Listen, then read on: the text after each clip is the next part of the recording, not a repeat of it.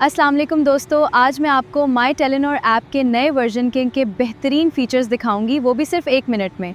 इसलिए वीडियो आखिर तक ज़रूर देखें। सबसे पहले माई टेलीनॉर ऐप ओपन करें। यहाँ आप अपना बैलेंस, इंटरनेट एमबीज़, कॉल मिनट्स और एसएमएस आसानी से चेक कर सकते हैं। अब ऑफ़र सेक्शन देखते हैं। यहाँ नई ऑफ़र्स और खुसूसी डील्स मिलती हैं, जिनसे आप कम कीमत में ज़्यादा फ़ायदा उठा सकते हैं।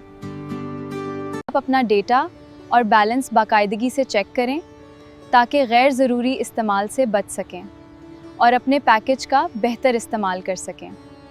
अब बंडल्स वाले ऑप्शन में चलते हैं। यहाँ रोज़ाना, हफ्तावार और माहाना पैकेजेस मौजूद हैं।